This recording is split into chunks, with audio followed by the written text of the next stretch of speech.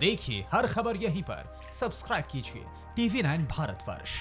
देखिए, मैंने ये नहीं कहा है। मैंने उत्तर प्रदेश का एग्जाम्पल दिया, आप उसको किस रूप में लेते हैं वो देख लीजिए। आप कितने लोगों को फांसी हो गई और कितने लोगों को सजा हो गई योगी जी के आने के बाद, जरा समझ लीजिए उसको। दूसरी बात ये आती है कि एक ही कम्युनिटी के लोग बंगाल में निकल रहे हैं। अरे भाई, कहाँ नहीं निकल रहे हैं? आप इसको कम्युनिटी से क्यों देखते हैं? 10,000 लोग क्या कर्नाटक में एक मंदिर के बाहर नहीं निकले? क्या उसको कम्युनिटी का रंग देंगे आप? हिंदू थे मैक्सिमम उसमें, मैं भी हिंदू हूं, मैं भी पूजा करता हूं। क्या 5,000 लोग कल जैन समाज के मध्य प्रदेश में नहीं निकले एक जैन साधु के उसमें? क्या उसको हम अब कहने लगे कि जैन समाज पूरा सड़कों पर आ गया है? मुझे लगता है थोड़ा अरे यहाँ तो संवेदनशीलता भीड़ जुटने और कोरोना के खतरे की बात है ना आलोक जी, लेकिन यहाँ तो हम देख रहे हैं कि ये दंगे की स्थिति बनी ना। ये दंगे की स्थिति क्यों बनी और किसको फायदा हो रहा है इन दंगों की स्थिति के बनने से? क्या ये अपीजमेंट की वजह से हो रहा है या कोई पोलराइजेशन की वजह से अपनी सियासत चमकाने के लिए ऐसा कर रहा है? मैं ये पूछ रहा हूं। और ये भी पूछ रहा हूं कि अधीर रंजन चौधरी साहब जो महाराष्ट्र में उनके मजदूरों के पटरी पर आ जाने पर चिंता व्यक्त करते हैं, उनका एक भी ट्वीट क्यों दिखाई नहीं देता है यहां पर हुगली के संदर्भ में, मालदा के संदर्भ में? नहीं, मैं आप कहें मजदूरों पर चर्चा करनी है, मैं उसके लिए भी तैयार हूं, लेकिन आज का जो विषय है हम उस पर रहते हैं। अगर गुजरात के अंदर एक पत्रकार, आप ही की बिरादरी के भाई ने अगर ये लिख दिया कि मुख्यमंत्री जो हैं उनकी जगह अगर दूसरे व्यक्ति मुख्यमंत्री होते तो शायद ज्यादा अच्छा गुजरात कोरोना को हैंडल कर सकता है, उसके ऊपर राजद्रोह का मुकदमा लग जाता है। लेकिन बीजेपी का एक सांसद ये कहता है कि एक टुकड़े को बांग्लादेश को, इसको वेस्ट बंगाल को बांग्लादेश में मिला देना चाहती है एक मुख्यमंत्री। अपीजमेंट की पॉलिटिक्स अगर हद से ज्यादा गुजरेगी तो क्या आपको लगता है ऐसा कहना खराब है या वो लोग जो अपीजमेंट कर रहे हैं वो लोग खराब हैं? एक सांसद को शर्म नहीं आती एक मुख्यमंत्री के बारे में इस तरह से कहते हुए कि वो इस टुकड़े को मिलाकर? आलोक जी, ये तस्वीरें जरा देखिएगा, इसको फुल फ्रेम करके दिखाइए। यहां पर लोग हाथों में तलवारें और बम लेकर घूम रहे हैं और ऐसे लोगों को रोकने की बजाय वहां जो ऑफिसर है उसका ट्रांसफर किया जाता है, वहां जो कमिश्नर ऑफ पुलिस है वो फोन नहीं उठाता है। और ऐसे में आप कह रहे हैं कि ऐसा कहा जाना, शर्म आनी चाहिए जिसने ऐसा कहा है उसको। आप मिनिस्टर ऑफ स्टेट के लिए जो मौजूदा राज्य मंत्री हैं उनको आप शर्म के लिए कह रहे हैं, मौजूदा सांसद को आप शर्म के लिए कह रहे हैं। राज्य सरकार की आपको कहीं नहीं लगता कि उन्होंने अपनी जिम्मेदारी के निर्वहन में कहीं कोई कमी छोड़ी है? आलोक जी, बहुत संक्षेप में।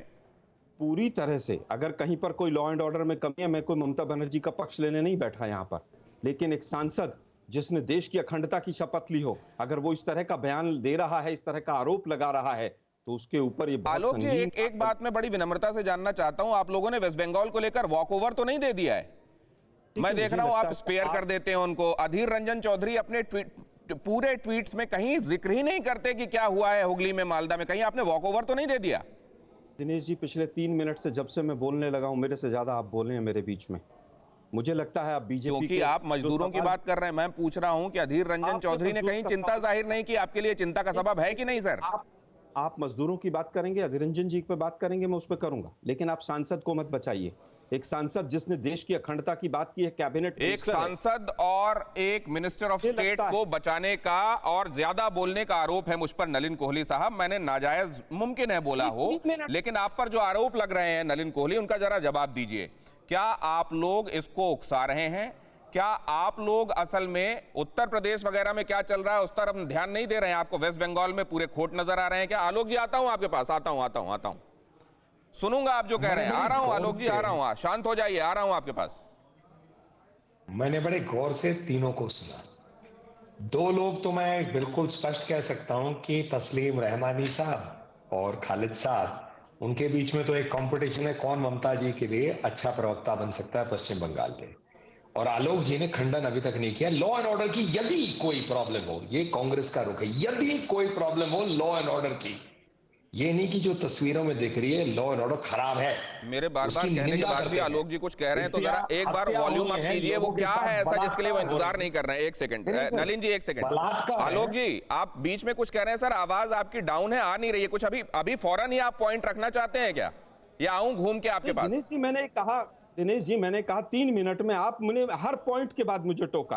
कहीं ना कहीं ऐसा प्रतीत होता है, मुझे लग रहा है कि कांग्रेस की जो भूमिका होनी चाहिए वो इस तरफ से या उस तरफ से कहीं तो कोई भूमिका होनी चाहिए। आप कह रहे हैं लॉ एंड ऑर्डर की अगर प्रॉब्लम है, जिसका नलिन जी भी जिक्र किया, अधीर रंजन चौधरी साहब बहरामपुर कम से कम अब जो एग्जिस्टेंस है वो बचा रहे, कम से कम चिंता तो जाहिर करें, ये मेरा कहना था। लेकिन आपके पास आ रहा हूं वापस, आप कहिएगा, अपनी बातें कहिएगा। नलिन जी जल्दी से अपनी बातें पूरी कीजिए। मैंने फिर कहा, यदि कुछ ऐसे प्रॉब्लम हो, लॉ एंड ऑर्डर क्या दिख नहीं रहा है? और मुझे बताइए, यहां पर ममता बनर्जी की पार्टी के प्रवक्ता बैठे हैं, उन्होंने कहा कि हमें बहुत दुख हो रहा है और हम एक्शन लेने वाले हैं इन लोगों के खिलाफ। संविधान की क्या बातें कर रहे हैं सारे लोग? क्या तस्लीम रहमानी साहब ने कहा हम एक्शन चाहते हैं?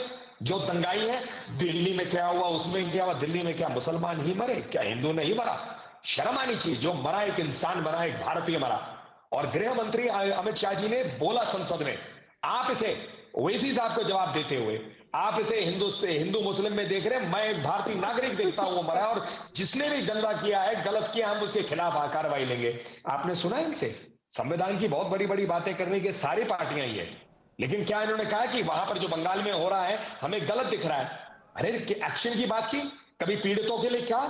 और आप मुझे अलाना इकबाल कह रहे हैं खराब है। अरे मुझे तो समझ ही नहीं है क्या कहते हैं साहब, मुझे उर्दू नहीं आती है। और मुझे आज तक, मतलब आप दिनकर की सुना दीजिए या प्रेमचंद की सुनाइए, शायद समझ लूं। अगर उर्दू सीखता तो मैं अलाना इकबाल साहब को भी समझ लेता। मुझे कोई एलर्जी नहीं है किसी उससे, लेकिन इस वक्त पोइट्री से ज्यादा ये बात उठेगा कि हम यहाँ पर शेर शायरी के लिए बैठे हैं या जो गलत हो रहा है उसके खिलाफ एक शब्द बोले।